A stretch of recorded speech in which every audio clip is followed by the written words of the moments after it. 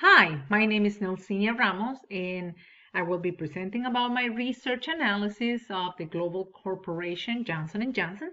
The reason I chose Johnson & Johnson is because I was able to relate to many of their products, and I have seen their logo since I was young in age.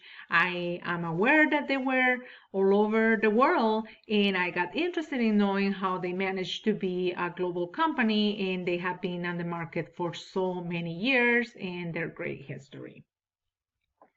The objectives of my presentation is to give you a short overview about the company and also their strategic framework, their core competencies, and my own analysis of their differentiation module, as well as who are their major competitors. Before I move on to strategic framework, I would like to mention some of the facts. The company was founded in 1886, is the world's largest healthcare company right now, and their focus is the human health and well-being products. That's all they do. That's all their focus on. Their headquarters are in New Brunswick, New Jersey, and they have been there since they founded the company in 1886. Interesting that Johnson & Johnson used a one-page, four-paragraph statement called Our Credo as their strategic framework. They're really proud to be using this statement that was written in 1943, and they continue to use it after 70 years. They haven't changed it much. I think in the 70s they review it really just to add a detail, but it's technically what they have been using to as the guidelines or the focus on who are they, what is their mission and vision incorporating these statements. So one of the paragraphs mentioned about the groups of the four groups that they are responsible to provide services or who are their focus. So the first group is their customers. They make emphasis on having a high quality products for each person who buys their products. In this case, they could be the doctors, nurses, patients. They even mention mothers and fathers as well, or anybody that uses and buy their products. The second group is their employees. They mention about the importance for them to have a fair wage for the employees and praising the good work, providing safety conditions, and the respect and dignity that they deserve, as well as something similar to equal opportunity employment, which we know that being a global company, many of the standards in the United States are very different in other countries in terms of the workforce. And the third group of people they're responsible to is their communities. So in terms of that, they mention about those communities that they live and work all over the world again because they want to support the good work and the charities too. And a way of doing this as well is to protect the environment and the natural resources. The fourth and last group is the stakeholders, in which they put major emphasis on this is the group of people that we are more responsible to, even mentioning that they are committed to provide a sound profit for the stockholders. So now let's move on to some more interesting facts. In 2015, Johnson & Johnson made over $70 billion in total sales.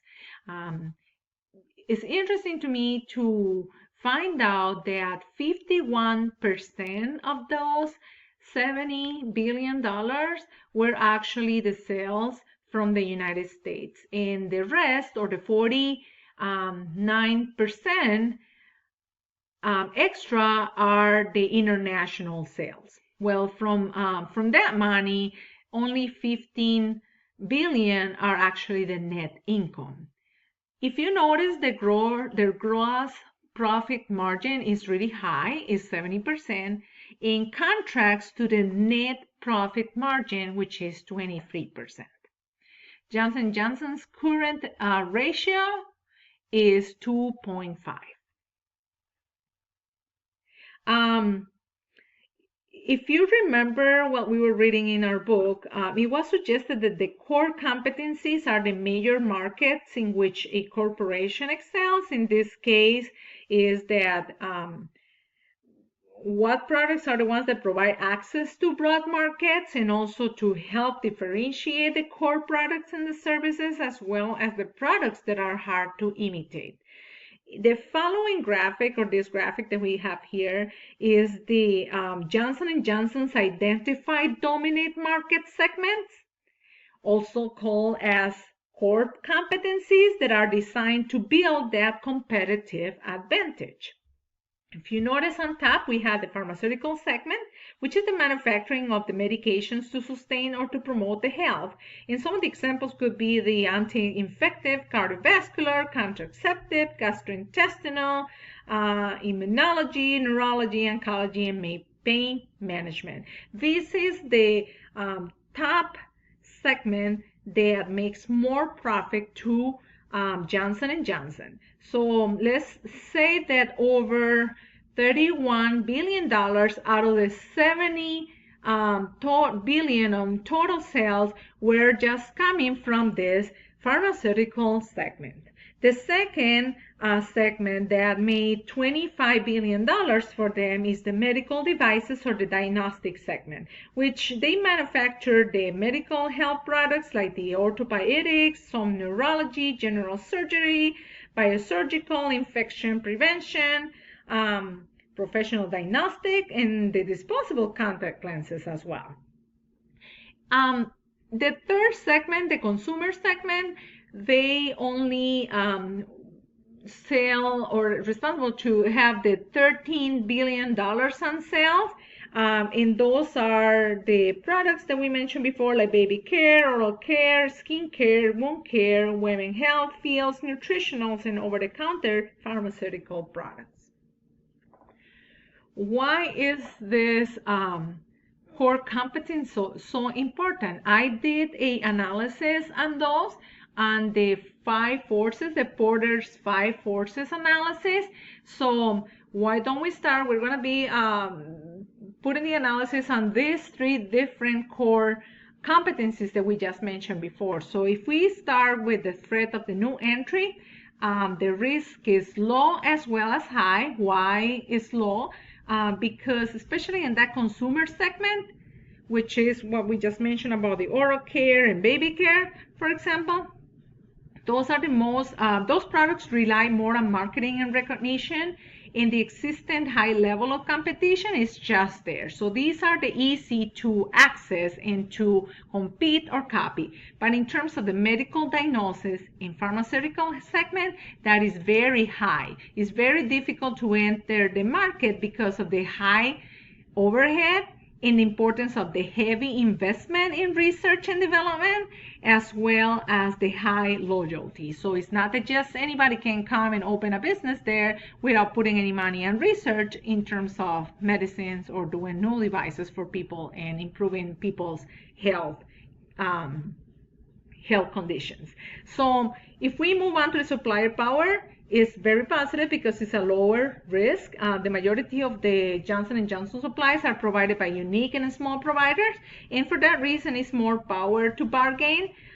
So this is a win-win situation for both, for the company and also its suppliers. In terms of the threat for substitution, the risk is medium because there are fewer substitutes on the healthcare industry.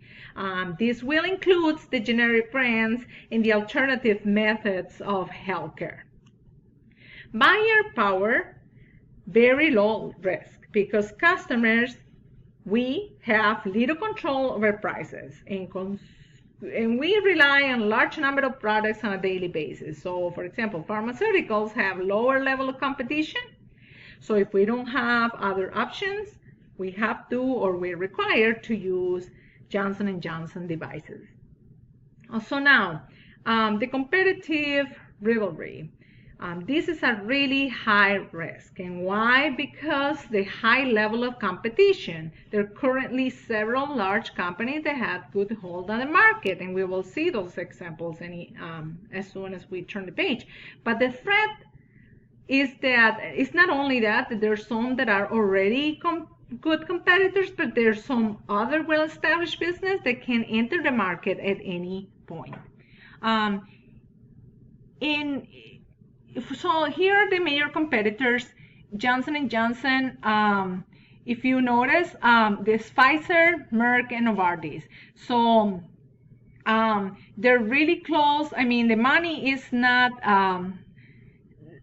similar. As in 2014, Johnson & Johnson did $74 billion, and Novartis follow with 57. But if you notice, those three are really taking a big part of the market or pulling it away from Johnson & Johnson. So that is these three. Johnson & Johnson have many other competitors, but these three are the ones that look very similar in terms of the core competency in the global marketing. I hope that you liked my presentation and that you learned some interesting facts. I hope I have more time to develop some other, but this, I think, that were the most specific that I enjoy in terms of presenting, and thank you for your time.